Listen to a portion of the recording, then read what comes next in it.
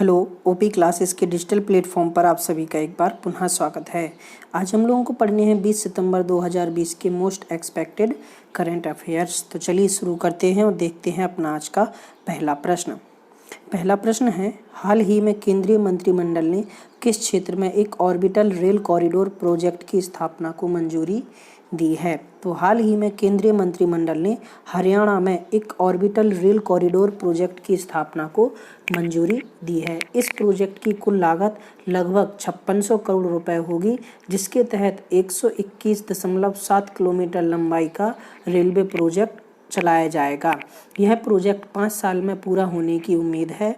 इसके तहत सोहना, मानेसर, खरखौदा के रास्ते पलवल से सोनीपत तक का कॉरिडोर बनाया जाएगा। चलिए देखते हैं हमारा दूसरा प्रश्न। दूसरा प्रश्न है, किस राज्य के मुख्यमंत्री ने कोरोना विजय रथ का शुभारंभ किया है? तो हाल ही में छत्तीसगढ़ सरकार ने कोरोना विजय रथ का शुभारंभ किया है।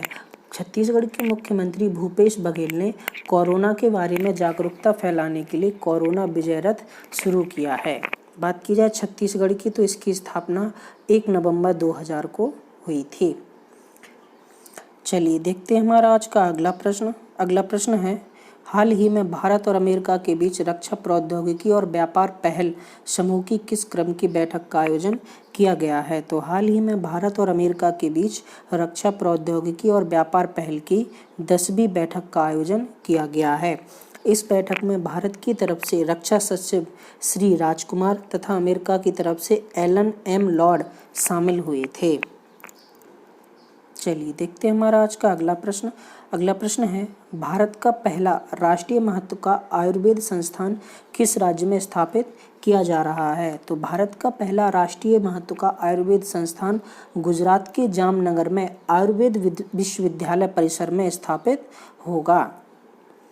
चलिए देखते हैं हमारा आज का अगला पांचवा प्रश्न। पांचवा प्रश्न है, एशियाई विकास बैंक ने वित्त वर्ष 2020-21 में भारत के जीडीपी में कितने प्रतिशत के संकुचन का अनुमान लगाया है? तो हाल ही में एडीबी ने 2020-21 में भारत की जीडीपी में 9% संकुचन का अनुमान लगाया है। चलिए देखते हैं हमारा अगला प्रश्न। अगला प्रश्न है, थॉमस कप और उबेर कप किस खेल से संबंधित हैं? तो थॉमस कप और उबेर कप बैडमिंटन से संबंधित हैं। हाल ही में 3 से 11 अक्टूबर के बीच थॉमस कप तथा उबेर कप का आयोजन BWF यानी बैडमिंटन वर्ल्ड फेडरेशन ने कोरोना की वजह से स्थगित कर दिया है। बात की जाए थॉमस कप की, तो यह विश्व पुरुष टीम चैंपियनशिप है जो कि बैडमिंटन के खेल से जुड़ी है। इसकी शुरुआत वर्ष 1949 में हुई थी। वर्ष 1982 के बाद थॉमस कप प्रत्येक 2 वर्ष में आयोजित किया जाता है। अगर वहीं बात की जाए उबेर कप की, तो यह महिलाओं की विश्व चैंपियनशिप है जो कि बैडमिंटन से संबंधित है। इसकी शुरुआत वर्ष 1956 में हुई थी, लेकिन वर्ष 1984 से इसको भी 2 वर्ष में आयोजित किया जाता है। चलिए देखते हैं हमारा आज का अगला 7वां प्रश्न। 7वां प्रश्न है, हाल ही में चीन ने पीत सागर में तैनात पोत से एक रॉकेट के जरिए कितने सैटेलाइट लॉन्च किए हैं? तो हाल ही में चीन ने पीत सागर से कुल 9 सैटेलाइट लॉन्च किए हैं। चलिए देखते हैं हमारा आज का अगला 8वां प्रश्न। 8वां प्रश्न है, विद्युत मंत्री श्री RK सिंह ने आरा बिहार के लोगों को कितने डेवलपमेंट प्रोजेक्ट समर्पित किए हैं? तो हाल ही में विद्युत मंत्री श्री RK सिंह ने आरा बिहार के लोगों को 74 डेवलपमेंट्स प्रोजेक्ट समर्पित किए हैं। चलिए देखते हैं हमारा आज का 9वां प्रश्न। 9वां प्रश्न है, शिक्षा पर्व पहल के अंतर्गत किसने भारतीय भाषाओं का संवर्धन विषय पर वेबिनार का आयोजन किया है? तो हाल ही में केंद्रीय भाषा संस्थान द्वारा शिक्षा पर्व पहल के अंतर्गत भारतीय भाषाओं का संवर्धन विषय पर एक वेबिनार का आयोजन किया गया था। चलिए देखते हैं हमारा आज का अगला और अंतिम प्रश्न।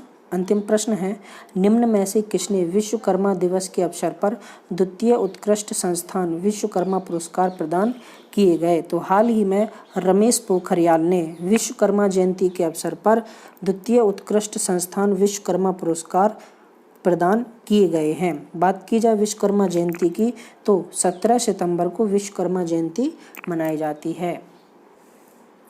21 सितंबर 2020 का क्वेश्चन ऑफ द डे है आपका, निम्न में से किस संत का संबंध जुलाहा जाति से था? कबीर, धन्ना, रामानंद या फिर दादू दयाल। इसके अलावा सेशन ऑफ द डे का क्वेश्चन है आपका, हाल ही में छत्तीसगढ़ सरकार ने कोरोना विजय रथ शुरू किया है, छत्तीसगढ़ की स्थापना कब हुई थी? दोनों प्रश्नों के जवाब आपको नीचे कमेंट बॉक्स में कमेंट करके बताने हैं।